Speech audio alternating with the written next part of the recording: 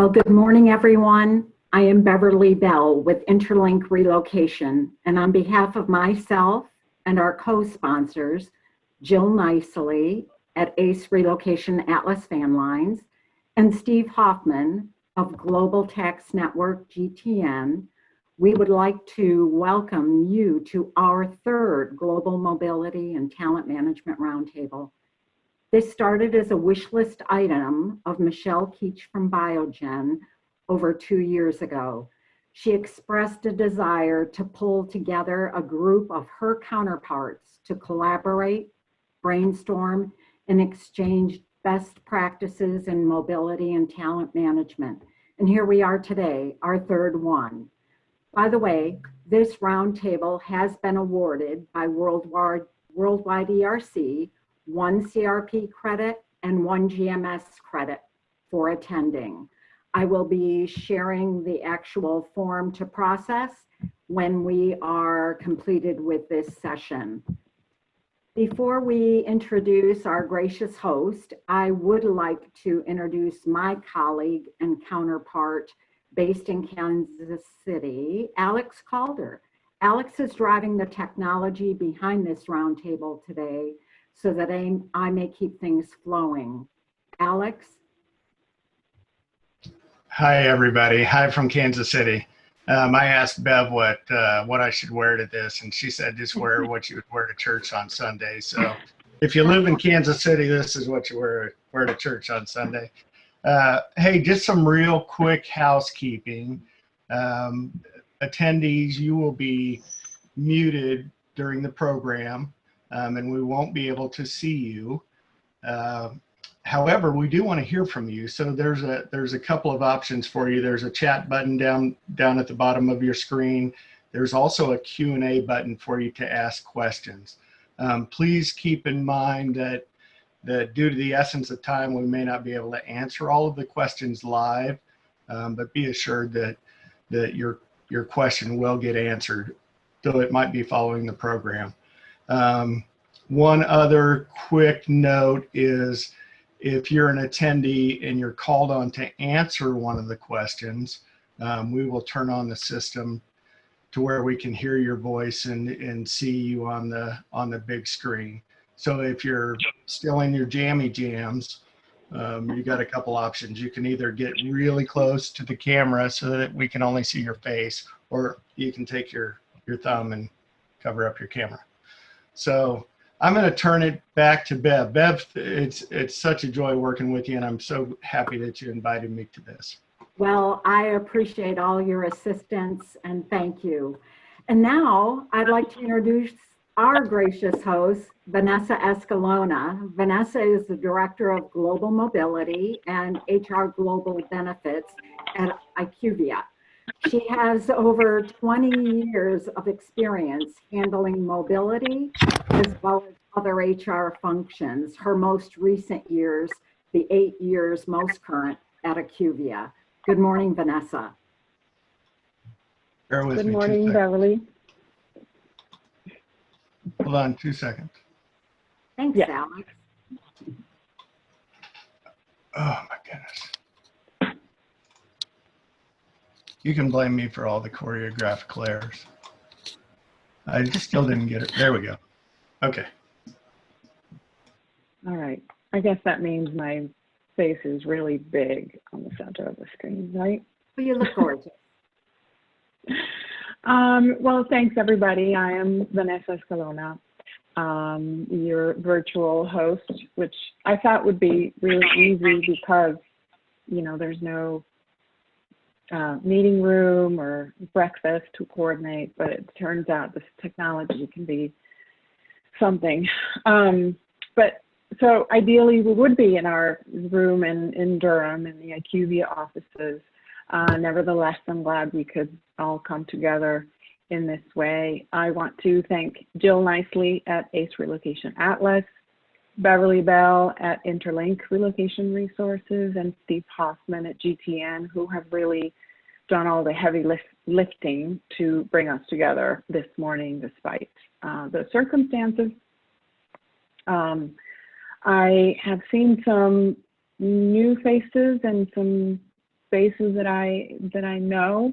So I know that we'll have good participation today with your questions and comments. Don't be Zoom shy and ask away.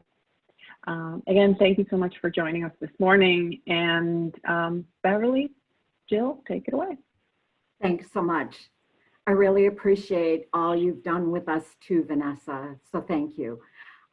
Now, Alex, I would like to be introducing our first topic and the two experts that we've actually asked to chime in on this topic. With our gracious also sponsor, GTN, we have David Livitt, who is the National Practice Leader in Business Traveler Services at GTN. He's going to be tagging with Elena Anderson-DeLay, who is the co-founder of Addy Solutions. And we are here to really address the critical topic of the work from anywhere environment that we're currently in and the many compliance issues that go along with this. So welcome, David and Elena. David, I'm going to start with the first question that came to us previous to the actual roundtable, and that kind of triggered the event and this main topic. Employees are requesting to work from home, example, outside of the country that they are hired, the host country. How is that possible? And do they need to have work authorization to be hired into the host country payroll? What are the potential risks and how do we mitigate that? David? Great, thank you, Beverly, and good morning, everyone. Thanks for that small question just to begin. Very tiny topic and easy to answer. Yeah, so it's there's multi aspects of that. If we just quickly sort of go to the what's required around work authorization, some of that will be immigration related, and I'll defer that to Elena. But generally, if you're working in another country, depending on the domestic rules in that location, you will be required, just from a labor law perspective, to have some sort of registration, some employment of record, employer of record kind of arrangement there. And that's really sort of touching on the sort of employment law aspects. From a compliance point of view, again, it's all in the devil's in the detail. And there's so many sort of variables to look at. But if you're just looking at some of the higher level sort of aspects, as I say, typically you pay tax and social security where you work. So if someone is working in another location, the anticipation is that, the expectation I should say, is that you will pay tax and social security in that location. Then you need to look at the domestic rules and just see, do you need to operate a payroll? Do you have an entity in that location? If does that entity need to withhold on behalf of that particular person? If you don't need to withhold, some countries and some tax systems allow just a payroll operation to be applied, or even pay tax with the actual tax return itself. So that's the sort of, you get into really into the weeds of the variables. But typically, again, you need to look at, there are so many factors, country combinations, what the individual's doing, how long they're there for, what your entity structure is. And once you've started to sort of get the answers to that, you can then, sort of, have your, get your solution to the actual problem. Okay.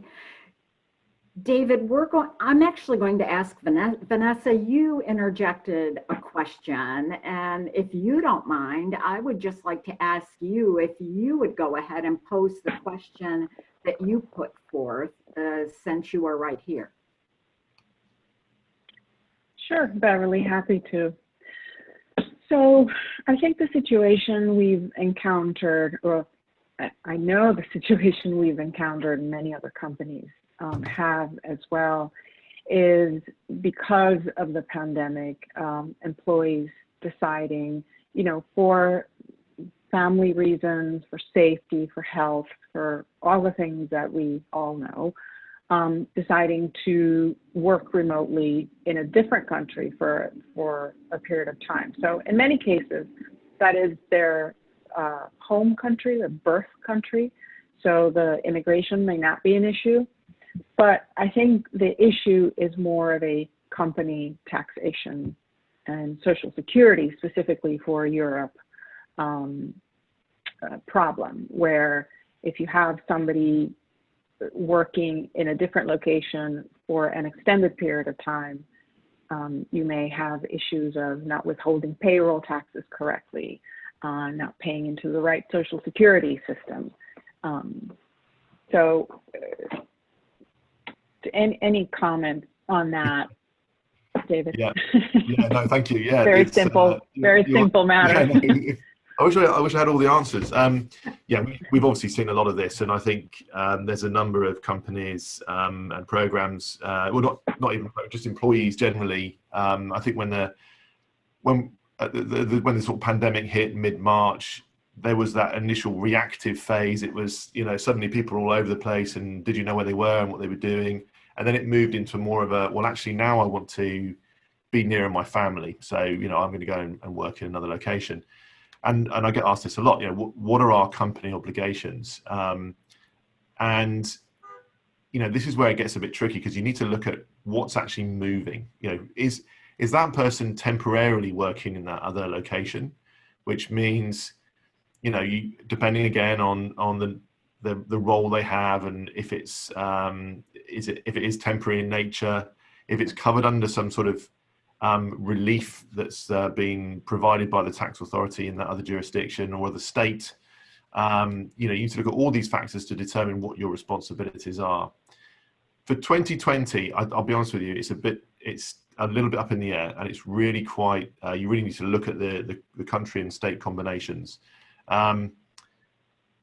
There seems to be a sort of general position that, you know, continue to do what you're doing. So if you're in some, you know, if you're employed in one state and working in another, I'll take New Jersey where I'm sitting. You know, it's very much said, you know, just continue to withhold as regular as you would do normally, and that's generally the guidance for majority. But you know, if you're looking at more of a permanent move, a permanent relocation, somebody thinks actually I don't know when this is going to finish, this is going to go beyond 2020, then I think you might want to start looking at the sort of, you know, what that means in shifting the payroll and that sort of nexus of that individual to the other country. Where do your obligations start and end? Well, that's from a sort of statutory requirement, I guess.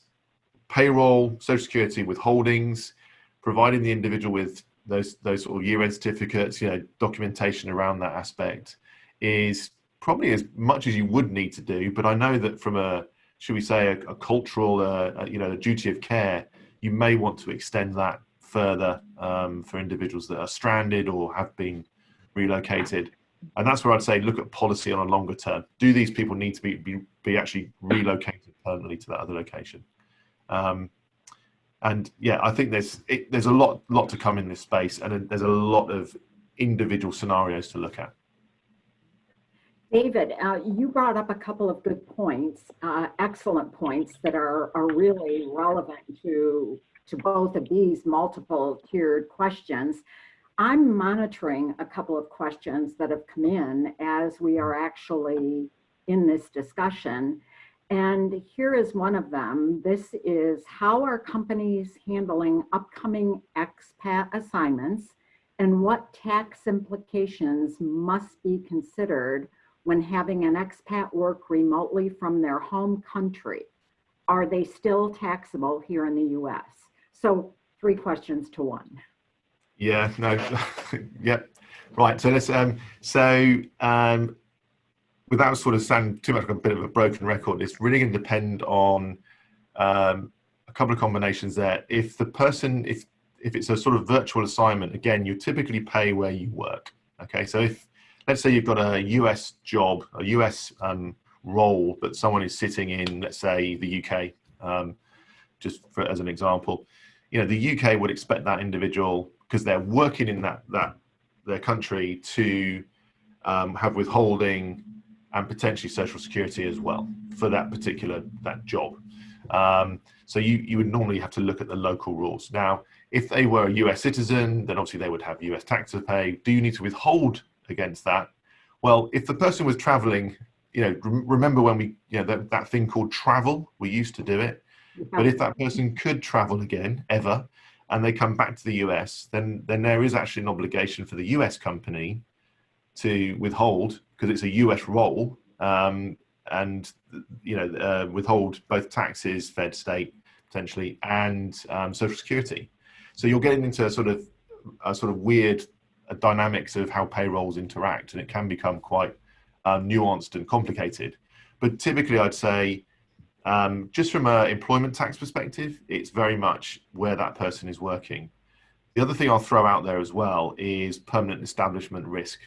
And I think that is something that's coming up a lot, and we're dealing with is, without, some companies initially, people were working in all different sort of locations, and creating, nexus or permanent establishment, depending on your terminology, is actually something that needs to really be reviewed, because it's not just necessarily the activity that the employee undertakes. It could be the number of days they're spending in that other jurisdiction could create nexus.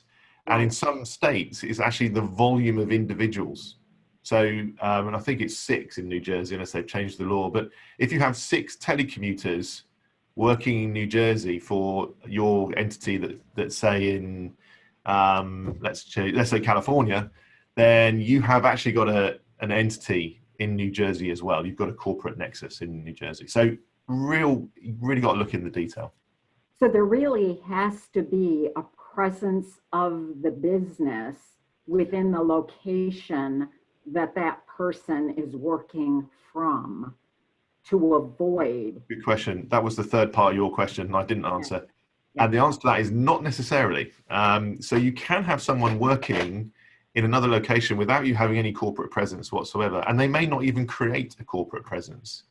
And say it really depends on, you've got to look at those permanent establishment rules for that location. Okay. And let's say in our example that individual doesn't create a permanent establishment or nexus. So it's just, you happen to go and sit in London or on a beach in Brazil, and you're just working there.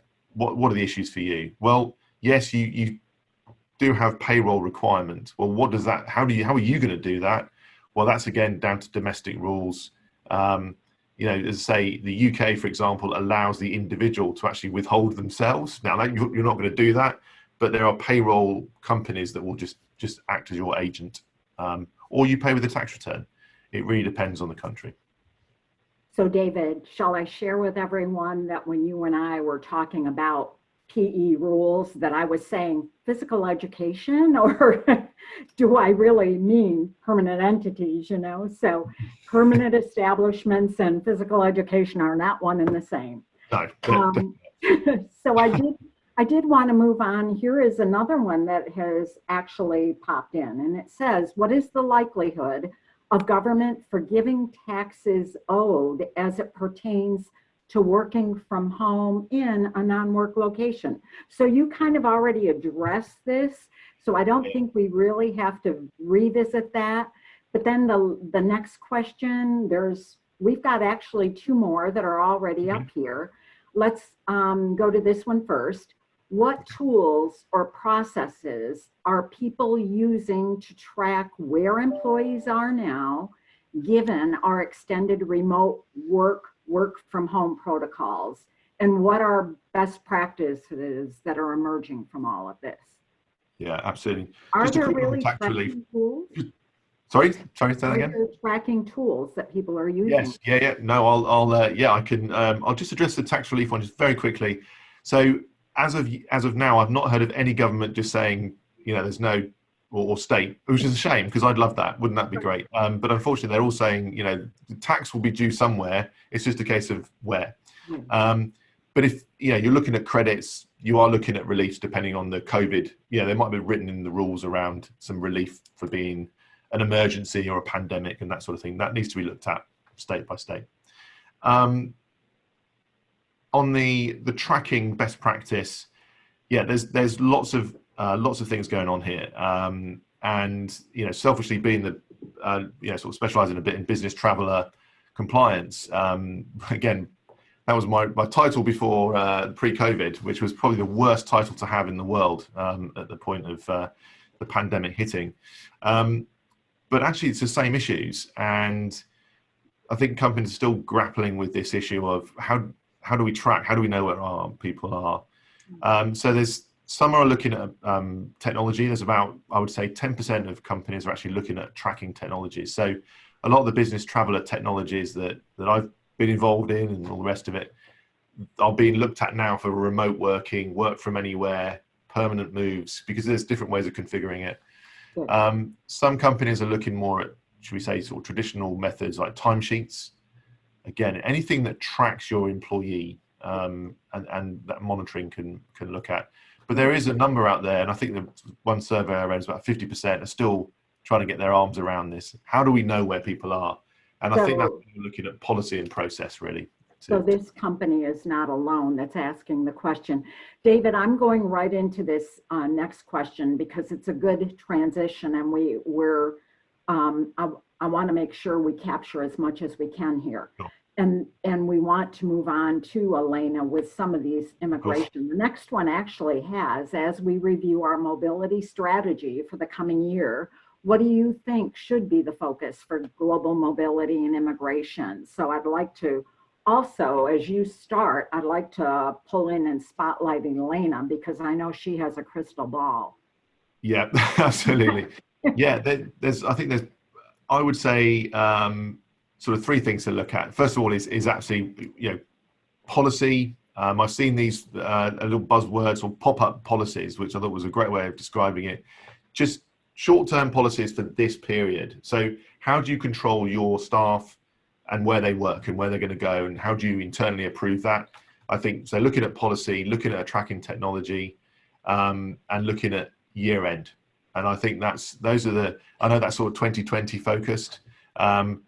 I think there's very much a sense that this will continue, this sort of, temporary relocation, working from anywhere.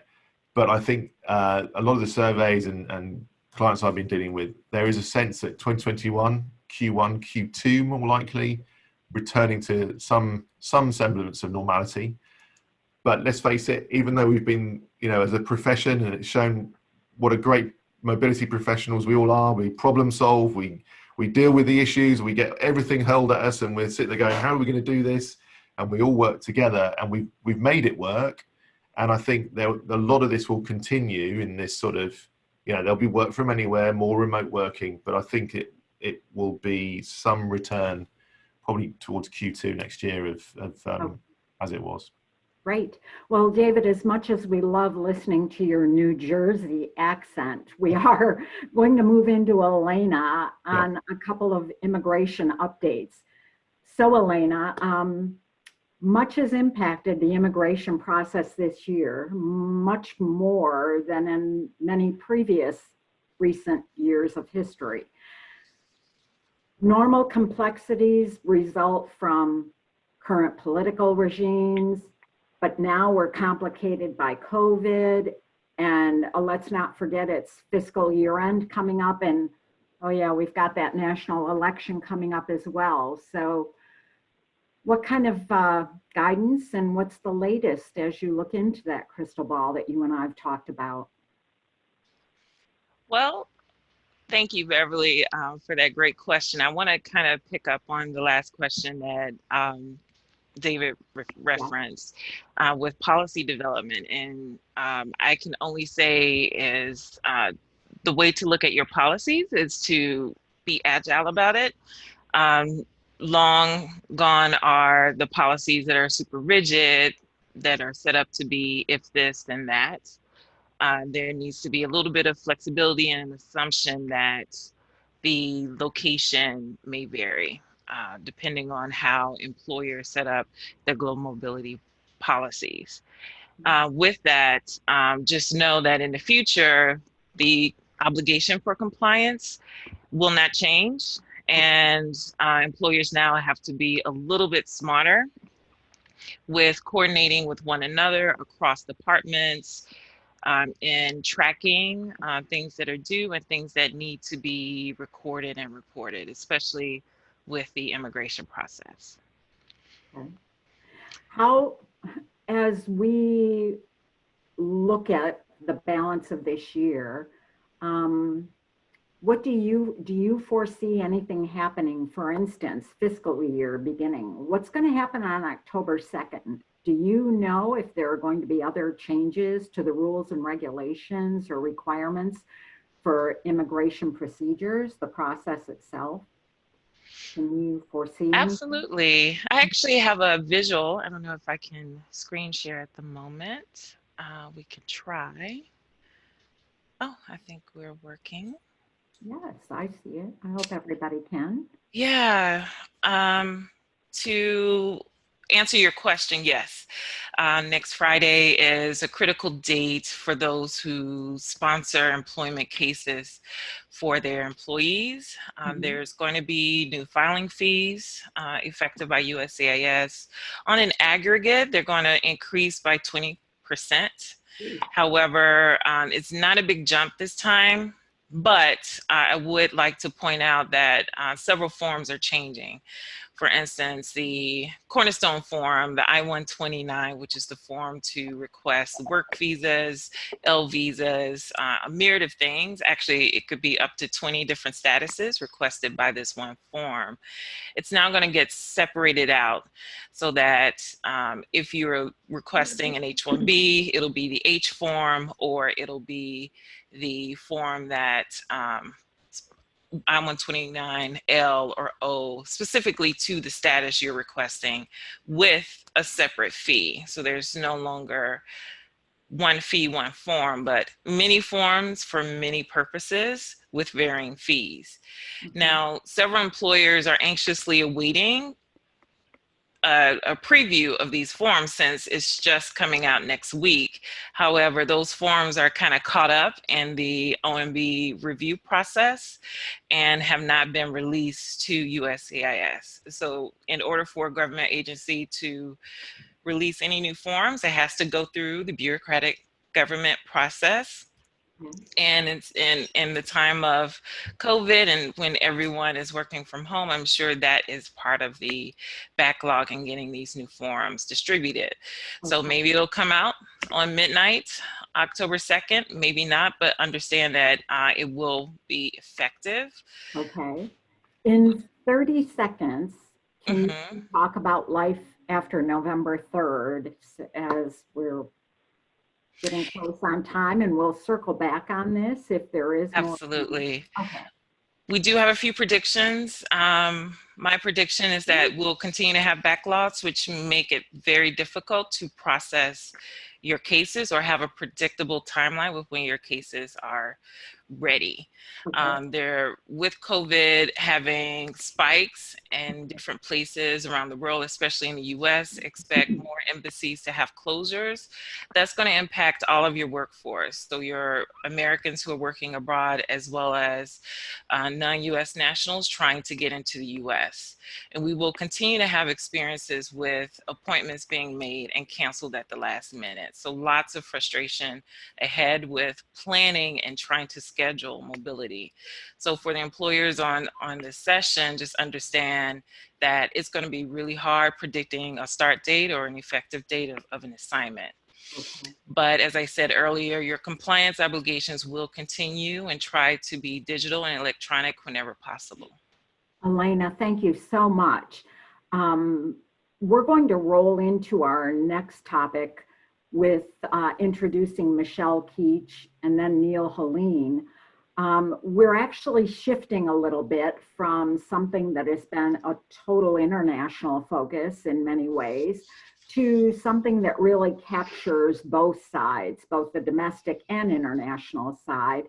We had multiple requests that had come to us prior to this, asking if anyone would please address establishing a remote worker policy, and has anybody done so?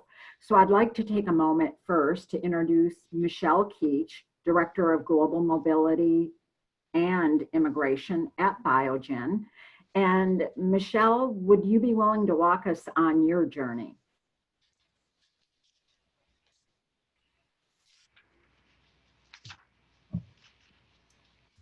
I'm thinking I see you. Did you unmute? You're unmuted. Hey, can you guys hear me? Yeah, now we can hear you. Thank you. Okay, great. Well, hello, everybody. Nice to be back with the group again. Can't wait to see you guys in person, hopefully sometime next year, but nice to see you virtually. And Bev and team, Vanessa, thanks so much for pulling this together. So I just wanted to chat a little bit. I don't actually have any slides to share at this point, but kind of talk about Biogen's journey and where we're at, and actually open up some dialogue for anybody here today or after today to partner. I think we're all stirring on these same type of topics right now, right? I think that most mobility programs are talking about remote work. We're probably all defining them slightly different, but for Biogen right now, we have started down this path just this year because of COVID, really diving into remote work. Our workforce around the globe is at different stages of return to the office, mostly in the U.S. Our manufacturing sites have never missed a beat, so they've all been in our labs. But the rest of the workforce has really been working from home.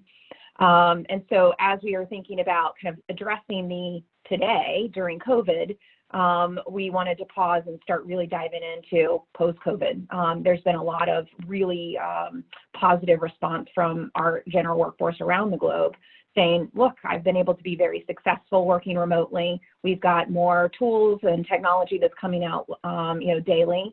I want to do this more. This works for me and my family, all of these various reasons. So we've dove in. We have done this in kind of 2 stages. So we've basically committed to the organization that we, and the mobility team is actually leading. So someone on my team, Melissa Dunn, is the project lead for this initiative globally. We are going to take a global yet local approach. So we are doing, building a global policy that will address in-country remote work for phase 1. So we are basically saying all cross-border remote work is out of scope for now. Biogen's kind of corporate tax structure and the way our entities are set up around the globe really doesn't support us doing a lot of cross-border work unless it's an official assignment. So we've said that's off the table, but we'll address a global policy that should apply for any employee in their own home country to be able to work from home in the future. We are still arm wrestling a lot of topics to actually operationalize this, but we actually think our target is to have by the, I think, second week of October, an actual policy in place. So we've made huge headway, but the operational readiness is where we've got more work to do. So being able to implement all that we need with the local payroll providers around the globe, and we have lots of them, all of the corporate tax tasks that they need to take. There's just a lot more that we need to do to flip the switch, but we're going to start to communicate to employees in October that this is the framework that we've provided. And then we're working with external legal counsel in each of our jurisdictions, which we're in about 40 countries right now and opening, I think, 7 more over the next, 6 to 12 months to have local addendums. So we've learned a lot that there are, very specific rules around remote work or work from home in various countries. So some countries require you to pay a portion of the employee's rent if they're now having to allocate space to a work location. Some countries say you have to cover internet, some don't. The U.S. is right arm wrestling, I think, over all of this, these types of topics now. So we're going to do that local addendum. Even those local addendums will probably be spaced out over the course of next year. We're going to tackle our largest affiliates first, and then get to kind of those smaller affiliates or our new affiliates as we can. But we should be kind of prime and ready to go, hopefully in the first quarter of next year, to actually implement a remote worker policy. Okay. So that's kind of a highlight of where we're at now. This has been quite a journey by the sounds of it. And without Melissa Dunn, it sounds like she's really the one who has taken most of this under her wing. I had a question because you mentioned this is phase 1. It is in country. And you bring up the cross-border side of it, Michelle. Is there a planned timeline to also open up the cross-border phase. Would that be phase 2, considered phase 2? Yeah, so there is a lot of discussion around this. So we are doing a separate initiative that I'm leading around kind of cross-border workers, because as Vanessa said and others earlier, we definitely have had people that, because of personal reasons, some health related and some just personal, wanted to be with family, decided to hop on a plane and go back home, wherever home may be. So we know we've got workers around the globe. We are now at the point where our corporate tax and legal partners have said, we need to go identify these folks in a very systematic way. So I've been leading an effort. I created a kind of a secure form and for employees to self-ID if they have been working cross borders. Okay. We don't have the answers for them yet. So it's a kind of a data gather step first, and then we're going to do a quick risk assessment, most likely prioritizing those countries that are more aggressive and we expect will be going after kind of those tax dollars that they want to recoup, but doing it on kind of a risk assessment level. So we'll prioritize, and then a general statement that folks need to get back to their country of employment as soon as possible, but ideally no later than January 1st. So we're hopefully kind of containing the level of non-compliance to just this year. So we've kicked that off. Actually, I'm just doing HR sessions this week, and it's cascading to the business and then directly to the employees by the end of next week. And then we're giving a very short timetable for people to go online and kind of self-ID. So we're taking that step now, and then I think we'll reevaluate if we feel like we really want to build a cross-border remote worker policy. But I think that's going to be probably a year out for Biogen at the earliest. Okay. Okay. Well, definitely all the I's are dotted and the T's are crossed in all of the functions that you have been involved with and the team of HR folks at Biogen. And thank you, Michelle, for sharing that. So, you know, in addition, one of your counterparts, Heline, who is the mobility leader at CISCO and kind of right in your backyard and part of a networking group that is formed right in that Raleigh-Durham area. For all of those that are looking at the beautiful water behind Heline right now, I'm just going to quickly make you a little jealous, as I pointed out to all the panelists last week.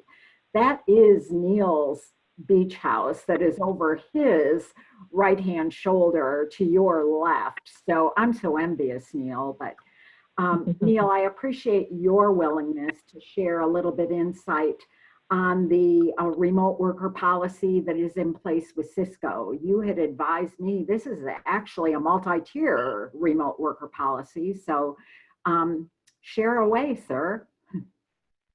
Thank you very much, Beverly. Yeah, so there's some good things and some not so good things about what I'll share today. So one, full disclosure, I took full advantage during the pandemic outbreak to actually work remotely from this very location early on in the spring, and really enjoyed doing that probably for a couple months. And I'll probably end up back there at some point. But to David's point earlier, I am within the same payroll location. I am within the same state. So all my local and country and state taxes are appropriately paid on my correct payroll. So you don't have to turn me in. But that's, so yeah, so we do have, the good news is CISCO does have policies, actually several policies around remote work and working from your payroll location. In fact, we recently presented to some senior leadership around this because we've been tracking a lot of the folks that are kind of not complying, or at least the ones that we're aware of that are not really complying with these policies, and trying to kind of put out in front of folks, you know, what the issue is and why we need to try to get compliance here. So in doing that, what we understood is that we have 4 different policies around this that kind of state in some way, shape, or form. There's a global employee work location policy, which essentially says what David was saying is that you need to work from your payroll location, and you need to be living and working in the same payroll location, and for tax and compliance and immigration reasons and all the other things that David mentioned, there's some level risk that's mentioned in that policy that says if you don't, there's a problem. And the appropriate way to do it is to go through the mobility program, go through your manager to get authorization, et cetera, et cetera. So there is a kind of general policy that says that. There's another policy that we have that has talks about flexible work practices and remote work. So this is kind of the quote unquote remote work policy. And this policy is a little bit more geared around similar areas of what are the proper steps to get approved for remote work. What is remote work for? What is a manager and an employee should they talk about from a remote work perspective? Can you do your job appropriately from that remote work perspective? So it's a little bit more between the manager and the employee, but then goes into sort of, again, the proper process to get approved for remote work and then changing your payroll location appropriately wherever that might be.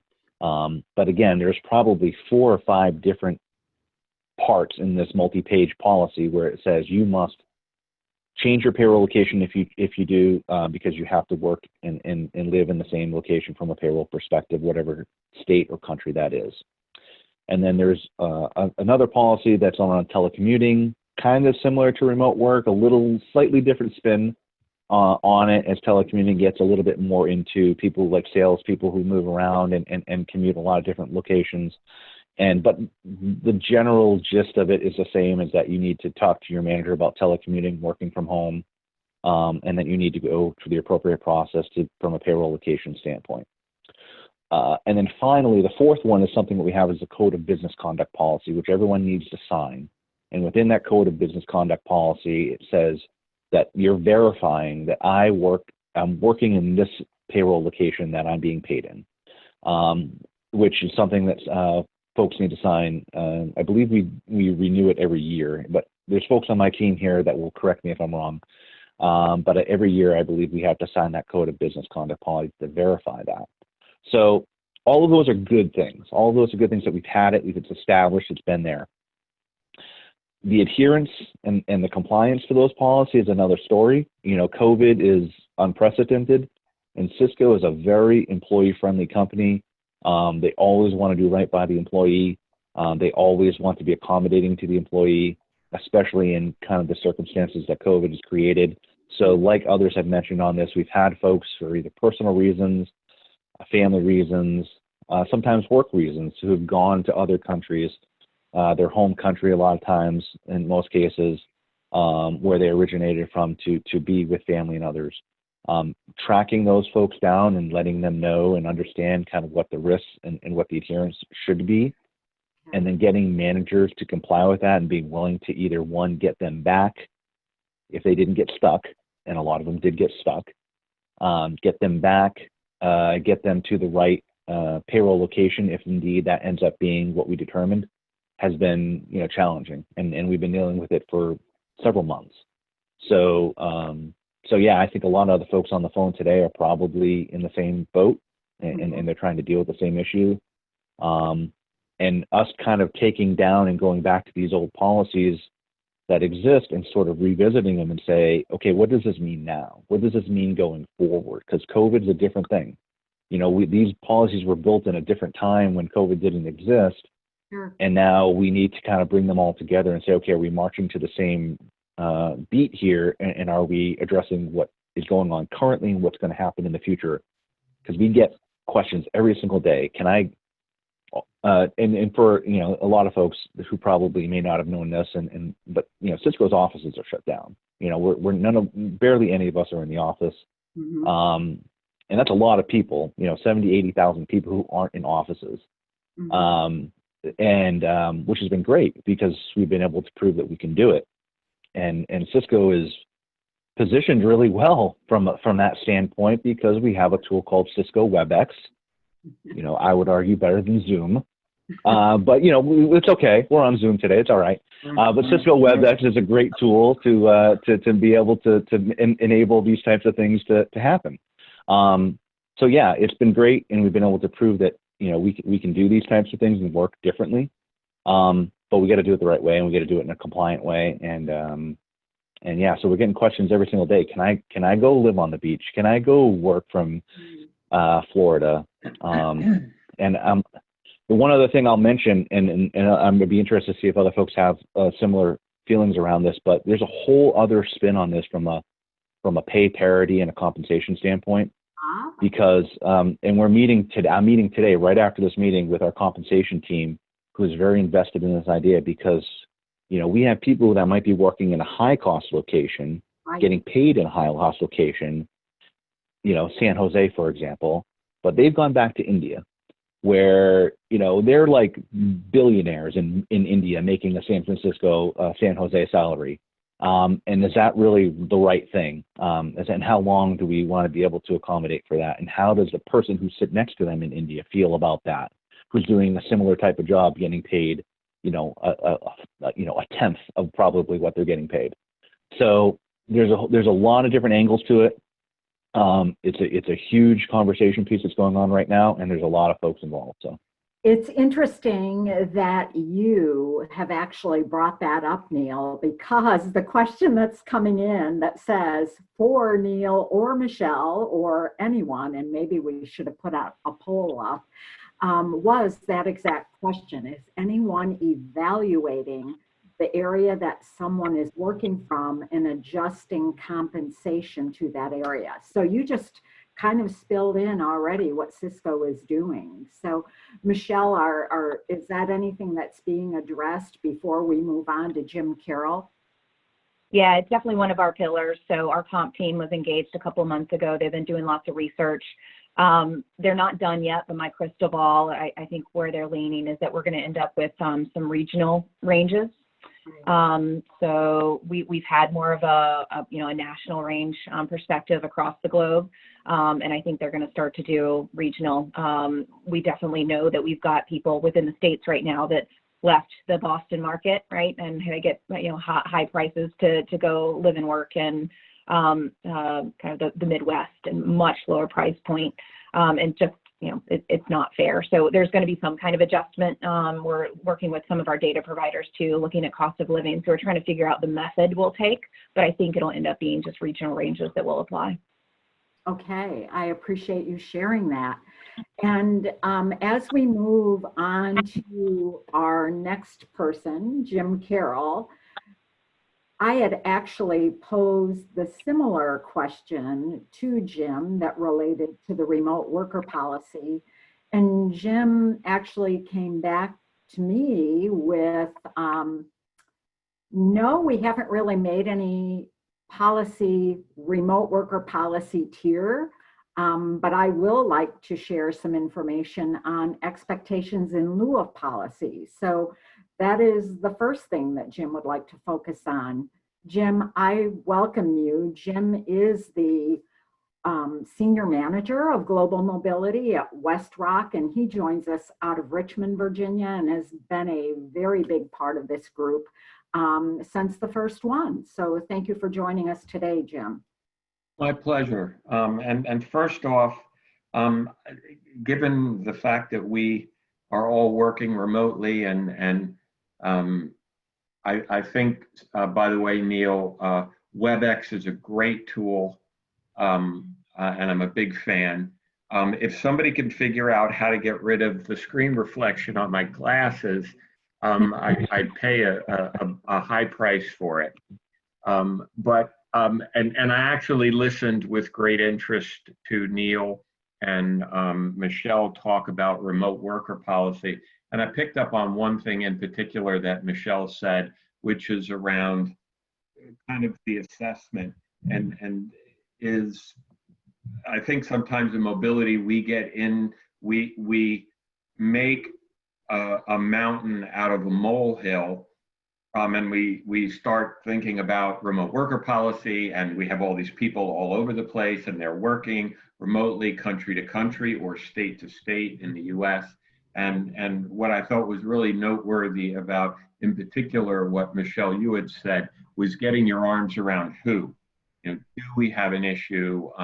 Do we have a problem? How many people are in fact working remotely, rather than kind of jumping the gun and say, oh yeah, we better get a remote worker policy for all those remote workers that we have, only to find out that that you don't have that many of them. So I appreciated that. A couple things actually, and that I would like to talk about, and I forgot that we were going to have a tax expert, David, and I'm looking at you when I say that, and because a couple of the two things that I'd like to talk about touch specifically on taxes and specifically U.S. If I could start real quick with the point of so-called CARES Act. Everybody's heard about that. Everybody probably knows that there was a stimulus check, or in reality, a stimulus debit card, if any of you received those things. But I got a question for you. Does anybody know what CARES stands for? Playing Jeopardy music in the background right now. You're going to share, Jim. What's that? I said, looks like you're going to share. Nothing. Yeah, I'm going to. It is the Corona Aid Relief and Economic Securities Act. And why I'm bringing that up, and it is tax related, is I wanted to remind everybody of something that you may have heard about much earlier on in the year, but is becoming relevant. Both aspects that I'm going to talk about, you've probably heard about, but now are coming to a point where they're going to be extremely relevant. And one of them is the CARES Act, and specifically the advanced refund that people were eligible to receive. That was $1,200 for single filers, $2,400 for married, plus $500 for children.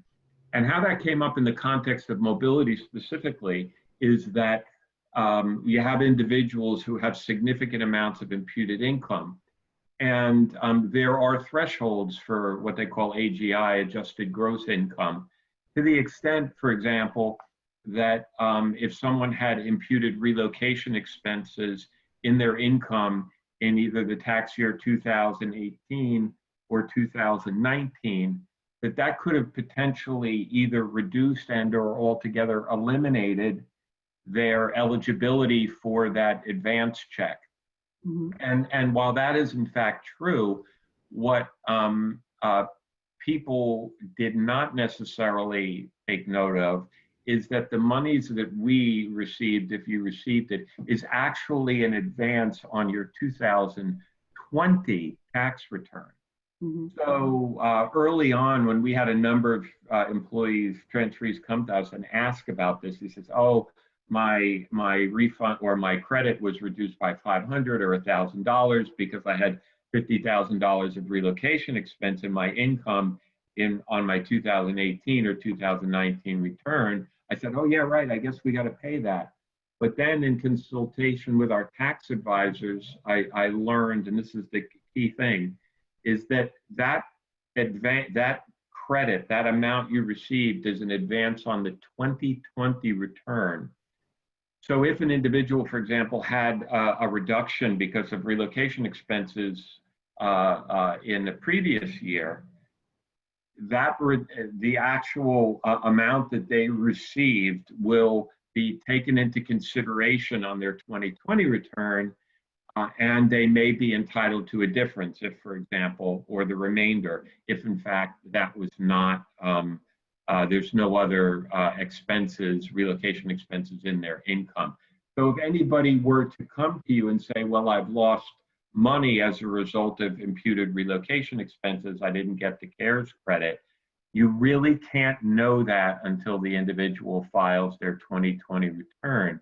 So don't jump the gun and think that an individual who has relocated, who has relocation expenses in their income, has to be compensated for that now, because it's only going to be known after the 2020 return is filed, because the money that they received is actually a tax credit related to the 2020 right. tax.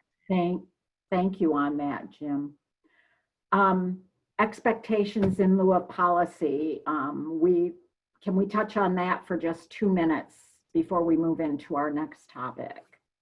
Well, I had one other topic that I wanted to talk about that was very related to cost savings.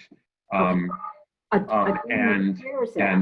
not so much policy changes, but there's another provision in the law which is related to IRS Code Section 139, which relates to disaster relief payments and how they're treated. And when President Trump declared the COVID-19 pandemic a natural disaster, it allowed for the implementation of certain favorable tax treatment, in this particular case of relocation expenses. And so we put a process in place to identify any relocation or assignment related expenses that we could directly attribute to the pandemic. Very quick example, somebody who was on assignment in Brazil, it got very hot in Brazil, pandemic-wise, we brought him back, kept him in temporary living for 4 months, and then sent him back. All of the costs associated with that, the travel, the temporary living, the meals, the return back, all of it we were able to treat as non-taxable. And I've got plenty of examples of that from the US domestic relocation side, additional temporary living, storage, things of that nature. Short and sweet, as a result of taking advantage of this provision, we saved $100,000 in gross up for 2020. So there's a real savings opportunity. So if you haven't looked at that as program managers, both on the international and domestic side, make sure that you do that. That was a huge piece of information to share or even remind. I know many RMCs have coached and guided along that line, but Jim, that is a reawakening to probably many people that are in the room, so to speak. It's one of those things where you hear about it, I get it, and then we were just so overwhelmed by the change in work environment, the immigration, everything, that it's something that could get quietly missed. And I always say I like to at least save 2 or 3 times my salary every year if I can. And I thought, wow. And when I quantified all of the expenses that we categorized and took the gross up factor of 55%, I said, we saved our company $100,000. That's good. That's awesome. That's awesome. And all companies are looking for ways of having that savings pocket. Where can we recoup some dollars? Yeah, So, that's a very good point, because while some industries are benefiting very much from the pandemic, depending on what industry you're in, there are a lot of industries, I would say the vast majority of companies are probably suffering in some way from the pandemic. And so I think anytime we can bring some savings to the table, it's a good thing. Absolutely. Thank you again, Jim. Appreciate that very much. As we are bringing Ginger Merrick up, I wanted to quickly share that there was a question that was posed many times to us as an organization, and actually was brought in some of the pre-discussion by one of the people that's here in the room, so to speak, that says, as an RMC, what are you doing to support clients during this unique time? So normally InterLink doesn't take the stage, but since we are an RMC, a relocation management company, I would like to take advantage of our own senior global mobility consultant, Ginger Merrick, to speak on this topic. Ginger, you have been in the seat that all of our participants currently sit in, leading a mobility team for a large global corporation. And now, as a member of the InterLink team, we'd like you to share, given your 360-degree perspective, what an RMC can do to support the mobility leaders and employees during this challenging time. Can you shed some light on this, Ginger?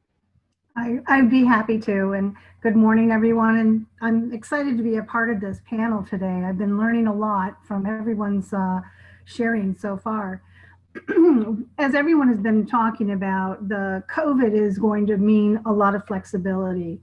And we're going to have to look at it in a different way than we have historically, where it was flexibility from work, right? It was, you know, the type of leave you take. Whereas now the transformational shift is going to be around remote working, but it's also flexibility approach that approaches to all employees, because regardless of the role, I think companies are going to take a viewpoint that there can be some flexibility in each role.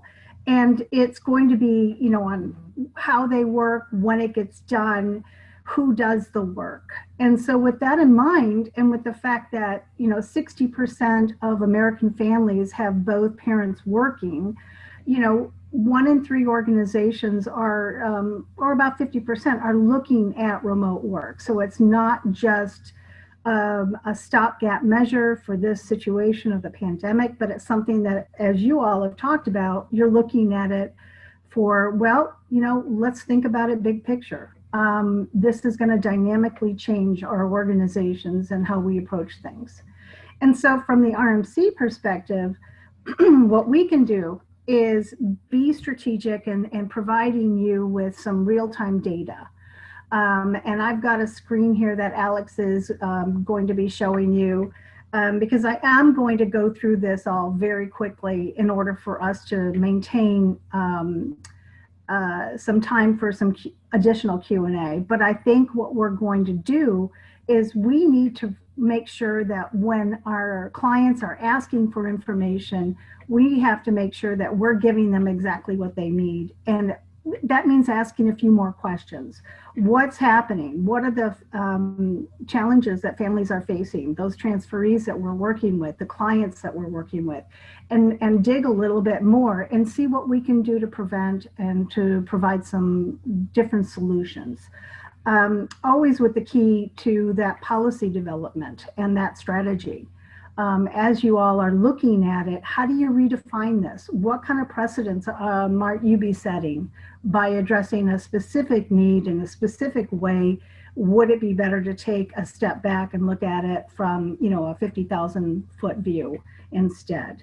And so we can work with companies to provide that strategy and to bring in all the different partners.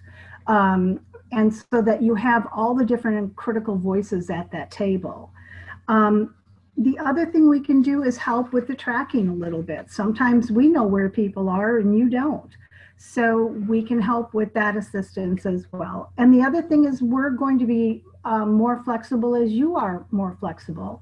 You know, the stress testing of the policies is going on right now. And as someone else mentioned, you know, you can't just say, sorry, your policy doesn't provide for that. As Elena was talking about, we need to think about what is the problem, what are we trying to solve for, how do we address this, and what can we do to help our clients shift.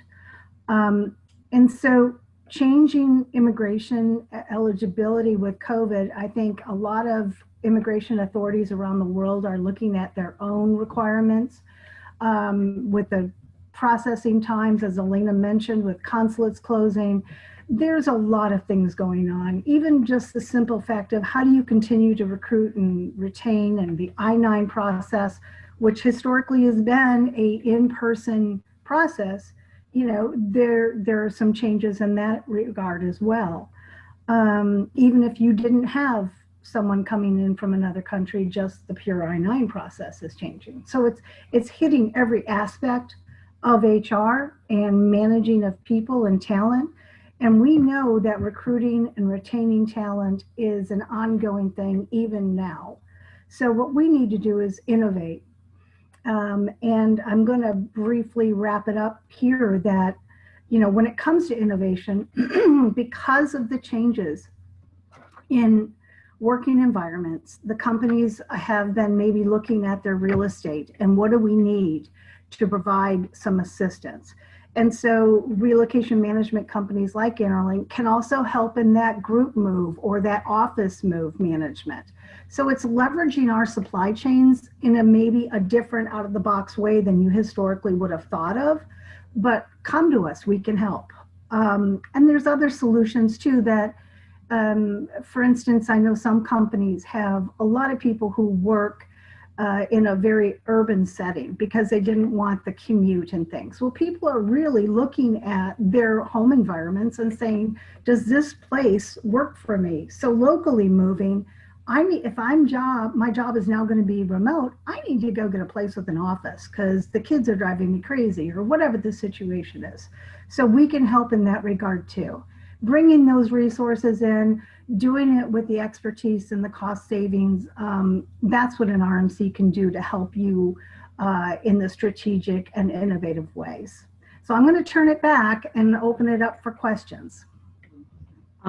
Ginger, what I will interject is, and someone had put up on the screen, it's not a question, it's just the statement. You know, everyone is not in the technology business that has the capability, as for instance, CISCO has. We have manufacturers in the room, we have refineries in the room, we have pharmaceutical type businesses, research businesses, and financial businesses. The reality is there are some people that do have to report in. Absolutely. Facility. But there is, and you're mentioning the innovativeness of an RMC to also facilitate perhaps looking at that real estate, what are they having to move out of that real estate and how we might be able to also manage that on their behalf. So thank you for sharing that. So without further ado, and because of time, we're going to move right into this next section. We have a variety, as we usually do when we are live, of the miscellaneous topics that have come in that people would like us to touch on and address. And this is where we're going to take the next 20 minutes to touch on some very key topics and very quickly. The first one, I must say, we had initially Megan Honecker of Altria was going to interject on the following two questions, that being, if anything has currently changed in the philosophy of the company around relocation and mobility, what is that and what adjustments have been made to if there is a change in philosophy. Megan unfortunately had an emergency and is not able to be here, but she asked me to read this email. So real quickly, I'm going to say, I'm sorry, but I am not going to be able to make this roundtable after all. Please give my regards to everyone. The comments I would have made about what we are doing with relocation in this new world are as follows. We are really looking at every potential move and seeing if we really need to have that person relocate. We have historically moved people to Richmond, Virginia for the headquarters experience. That is our culture. But that experience doesn't really exist anymore in the way that it has in the past. What we are finding with this new approach is that we are creating a greater candidate pool because we are not requiring everyone to move as we have in the past. As of right now, we are not planning to make any change of our relocation offerings. So again, she apologizes. She hopes to make the next one and hopes it's live. Real quick, again, I'm going to be turning to two of our existing panelists on these next two questions. Have you experienced any reduction in workforce within your mobility and HR group? And the second question was, were any additional responsibilities taken on in your department? So Michelle, I'm going to ask you first, if you wouldn't mind sharing, has there been any changes in the size of your workforce within mobility and HR? No, there really hasn't. And I've actually had a lot of conversations with others in HR and across the business. We've been busier than ever. Like, this has been a crazy busy year. People are stuck and not necessarily able to complete their moves right now, but the questions and just the level of touch that we are having to provide is actually, it's ratcheted way up, and I assume a lot of organizations are the same. We do still have people moving too, so we're trying to navigate all those pieces with them. So we have not, definitely haven't downsized my team and actually may end up adding to my team. Biogen will be growing globally, so I think there's a lot of conversations happening right now around what that philosophy will be moving forward for relocation. I'm getting the sense from the work that we're doing on the remote worker today that we will probably be taking baby steps. So I think it's going to be a change management aspect for Biogen. So I think we'll have more official full-time remote workers than we ever have, but I still don't think it'll get to even 25% kind of as a steady state even next year.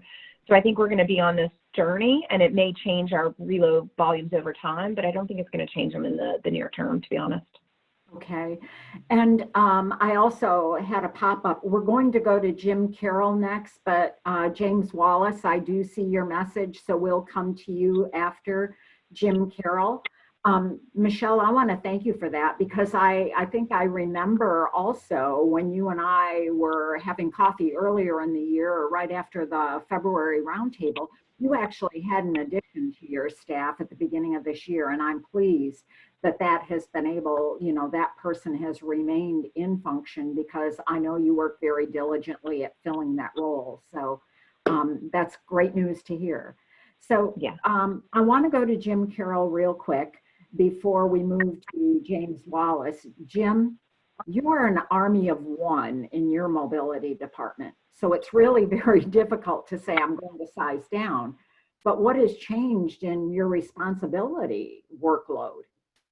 It's interesting, yeah, because if you got rid of the one-man band, had a reduction in force, there would be no band, so that would be me. But of course, like many companies, we're extensively outsourced and have strategic partnerships with management companies and tax and immigration providers.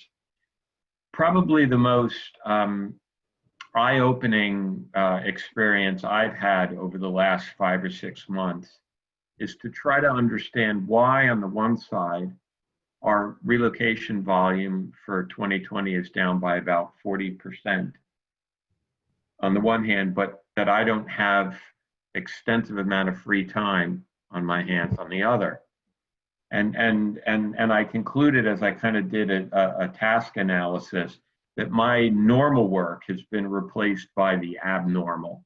And that kind of delves into the area of additional work. And it's around the management and resolution of issues and problems associated with the pandemic that impact the mobility of employees. Okay. And that's just the physical movement of people from one place to another, one state to another, one country to another. And so the people that we are moving, it takes longer, it's more complicated. And then the other, just as an example, anybody who touches the immigration space at all, whether it's US immigration or immigration outside the US, it's tremendously complex and time consuming.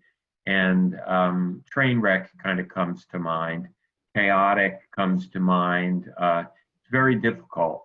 And so in that regard, I'm looking forward to when things tend to normalize a little bit, when immigration restrictions ease, when travel restrictions ease, and we start moving people again, or more people again. Whether or not it will ever get back to our traditional annual volumes is honestly anyone's guess, but that's a much longer conversation. Thank you, Jim. I really appreciate it. If we could, Alex, could you bring up James Wallace? We were going to be bringing him up shortly on another topic, but I would like to, hi, James, how are you today? And for everyone who doesn't know James, James is actually on the mobility team and oversees that with Red Hat. James, you mentioned taking on new responsibilities during this COVID environment as well. Yeah, it was a really interesting question that we've actually been dealing a lot with. And I'll say, just to echo, I think it was Michelle who made the comment, our team also, since COVID started, has been probably busier than we've ever been. And we are also actually adding resources throughout this process. So you know, for us also, you know, something good there, right? That we're not, you know, we're not downsizing or not being forced to downsize, even though there's a lot of work. But specifically on the question of taking on new responsibilities, I'm curious if anyone else has this experience. But when the pandemic hit kind of globally very, very hard, and we, you know, it kind of evolved, of course. But once it really arrived to the U.S. in full force, that late March timeframe, Red Hat actually took the position that all travel globally was basically suspended, right? So all of us went to work from home, and all travel was basically suspended, all business travel. And we put in place a process whereby any business travel, and we always termed it business critical travel, right? Because they wanted to emphasize only if it's truly critical travel. There was a process that was created to request approval for business critical travel. And this was, you know, completely new based on COVID. So we had to stand up an internal intake form, an internal review process, trying to juggle business requirements across a lot of different business units. And the process is still in place today, but our team manages this process globally. So the final approvals for someone who has a request rest, depending on a few variables, they rest either with a very, very senior leader of the organization or a country or regional manager, right? Someone who can evaluate the business criticality of the request. But our team specifically, we have to review and provide movement control order, immigration, travel information on every single request that comes through, right? So we are an approver on every single request that comes through as well. And you know, this probably, depending on the size of your company, maybe this doesn't strike you, but you know, we say travel is basically suspended, and yet, you know, we're getting over 400 requests a week, right, from our associates trying, you know, wanting to, no, they're not all being approved, right, but somewhere on the order of, you know, between 70 and 80% any given week, right, are generally being approved. So that is a major piece of work. Yeah, that's a major piece of work that our team has taken on. Now, eventually it's going to roll off as we start returning countries and organizations as we ease these organizations back toward normal travel and restrictions start to ease. But this really close control on associate business travel is something that's come up. Now, it doesn't encompass personal, right? We're not catching every, you know, to the point I've heard a few people say, well, you know, one of the big things is just trying to get a handle on who your people are who have moved, you know, traveled to a different country.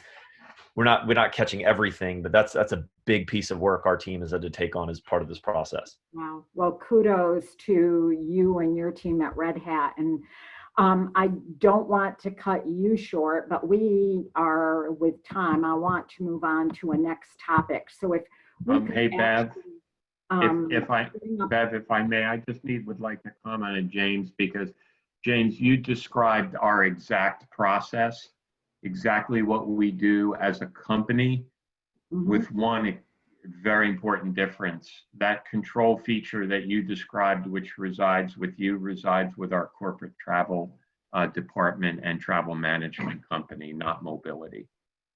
Wow. So James, you've taken on quite a load. So kudos to your team. I'm going to ask us to move over to a topic that came up that was actually one that was a little bit out of the ordinary for relocation, but it did come in because it's an HR responsibility. There are many people in the room that hold, yes, relocation and mobility, but other functions. And they were asking what in fact were companies doing to support the health and well-being in this work from home environment. So I had asked Eric Rue, who is a benefits consultant with the locked-in companies, to address this question. Eric, with such a question that was put forth, you had recently shared with me some things that you have coached companies on that have come to you as a benefits consultant and manager. Can you shed some light on a program or programs that are made available? Yeah, absolutely. Everyone's curious what the future holds and you know what's going on. The reason I'm wearing one of these and I haven't done so since February is because I came from a breakfast where our governor was talking about the economic and workforce outlook of our state. So to answer the first question, kind of what's changing in a benefits offering, it really depends on the company, but it's not as much as you think. So obviously we work day in and day out with our clients, but on an aggregate, we're curious what everyone is doing. So we did some poll surveys throughout this pandemic, and 70% of our respondents said they're not really planning to make any material benefit changes for 2021. The other 30%, we're having to make significant changes, and it really depends on what bucket these companies sit in, whether they're disadvantaged from COVID, whether they're neutral from COVID, or whether they're advantaged. So you think about Michelle's company, it sounds like they were advantaged from it. Locked in, probably neutral. If you're in hospitality or transportation, you were probably disadvantaged. So yeah, 30% of the companies are probably making some benefit offering changes. The strategic focus certainly has shifted from a year ago. I mean, this time last year, the booming economy, virtually 0% unemployment. So the strategy for benefits was to attract and retain. This year's focus really has been reducing or managing costs and promoting the health and well-being for the employees. So on that topic, what are some things that employers are doing to help their employees? Some of them are rolling out some new benefits. We also surveyed that. We're seeing stipends or negotiated discounts for kind of home office equipment, some food subsidies, childcare, just care packages in general, some financial assistance. But the majority of the respondents actually said they were doing other things. They were literally making it their own and adjusting based on whatever workforce needs that they had. A big focus has been actually on an existing benefit that got very little attention. That's around telemedicine and virtual health. Virtually all your employers offered this pre-COVID, where you can engage with a primary care provider over video, over the phone, or even text message. Utilization pre-COVID was literally below 10%. It was kind of like a nice to have if I'm like stuck in a situation. With COVID, obviously they couldn't go to the doctor's office. So we're seeing a huge uptick. We're expecting 1 in 5 office visits this year to be virtual. Not only with your primary care physician, but a new thing is mental health. Think about all the stresses people are going through right now for a variety of reasons. And getting in front of a therapist or psychiatrist is actually really, really hard. So there's companies like Ginger or Talkspace that have really emerged this year to help support your employees from that aspect. And lastly, open enrollment. Most of you guys are going to go through open enrollment for your 1/1 renewal or effective date. That used to be very different. Maybe we crammed everybody into conference rooms or break rooms and did a PowerPoint presentations and answered questions in person. You can't do that anymore. So there's been a big emphasis on technology, video, and just counseling in a virtual perspective. So that's really what we've been seeing.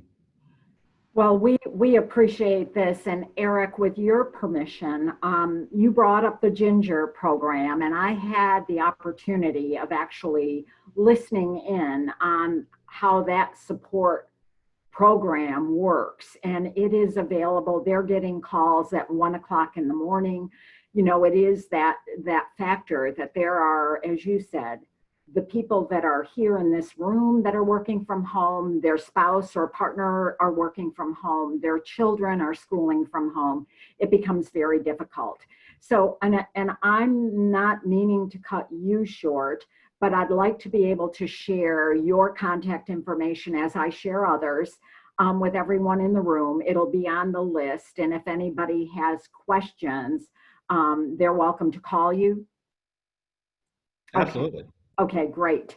I just want to mention to everyone that I'm pulling in also Thomas Rossman from Fidelity, because he has an interesting program that really relates to this same topic, the health and wellness, but it ties into diversity. And we still have the household good topic. So we're running long. We're hoping that this will go and carry out and not cut us off. So fingers crossed, but I'm just wanting to alert everyone. Right now, let's go ahead and turn on Thomas Rossman of Fidelity. He is the global mobility leader there and a past host, our live session back in February. Hi, Tom. Hi, everyone. Hi, Beverly. Yeah. So to take Beverly's lead, and I'll probably shorten my section a little bit. So I think unlike what we just heard, actually Fidelity has rolled out quite a few new benefits, and we are promoting some of the benefits that we had prior to COVID. One of those is similar to the Ginger benefit that was just mentioned. We have now a virtual network of coaches and therapists that are available to employees and their family members. So, people having feelings of anxiety or other challenges due to COVID. And then, that was kind of the initial launch. I believe it might have actually been in pilot even before COVID, but we sped up that launch and initiated it during COVID. And then when there was the George Floyd killing, we again leaned on that benefit where people might be struggling to kind of comprehend and may have a lot of emotions around that. We again relied on that benefit for the virtual coaches and therapists. Beverly had asked me to talk a little bit about what we've done in terms of diversity and inclusion as well. So real quick, again, I'm going to shorten this. I think a few critical things. One is that our CEO made a public statement. So I know there's some prior Fidelity employees out there, some current Fidelity employees in the crowd. That is not the norm with Fidelity. Usually we're a pretty private company. So just the fact that our CEO making a public statement against the killings and promoting equality was, a bit of a cultural change for us internally, but I think was very, very well received by our employees. And then not only the statement then, but also her talking about how actions speak louder than words. And so as part of that, there's really a few things. One is embedding inclusive practices into all levels of decision making. And I'm going to show a very short video. It's like a 1-minute video in a minute that gets at some of those kind of quick tips that really could apply to any company. Then also we equipped all of our people managers to have discussions with their teams, and they were told that they should be having conversations with their teams about diversity and inclusion. And the training that we gave on that was not only on diversity and inclusion, but also, maybe having a discussion on racial equality in this time might be a challenge. It could be an uncomfortable topic, but how to address that with the team. So I'm going to flip over to the video, again, real quick video. And this is our way of, okay, share computer sound, sorry, of making these things actionable and embedding them into our culture and our practices. So fingers crossed that this works. Oh, great. My computer seems to have frozen. If there's a functionality problem, I will also be sharing, as you know, the contact list. And I think it would be I had the opportunity of viewing the video, and I would encourage sharing it with everyone that is on the call with us, if you wouldn't mind, and if that's permissible by Fidelity. Yeah, okay. I think we'll have to do that. It's an external link, so I'll share it because for some reason I can't get it to start playing. So in the essence of time, yeah, we'll go ahead and share that via email. And I'll just mention, really, it's getting at specific things that can be done within a company to promote equality and inclusion as part of your culture. And so, by the way, I appreciate you sharing and tying that in, because I know that was something that Jim Carroll had asked if anybody could share. We're going to jump real quick to at least it wasn't the last topic, but it will be today. And that relates to the household good industry. And I'd like to introduce Richard Clark, who actually is a senior vice president with ACE Relocation Atlas Lines. There had been multiple questions that said, similar to, gee, we've learned from either our RMC or our direct carriers that there are a lot of things being done differently in the home or that are required. And in doing that, we are wondering, what does that mean for us from an overall cost projection standpoint? How is it going to impact us? So if we may introduce Richard Clark. Richard, thank you for joining us today from actually California at the headquarters of ACE Relocation Atlas. First question really that I'd like to ask, you've had to take a lot of steps, even in the technology aspect of performing business today. Can you shed some light on that? Beverly, thank you. It's a privilege to be involved. Good morning, everybody. For sure, yeah, we had to definitely adapt and overcome with the COVID.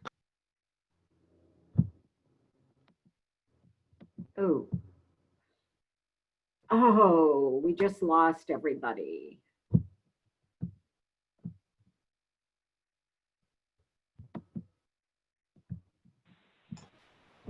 I'm glad I'm not the only one with technical issues today.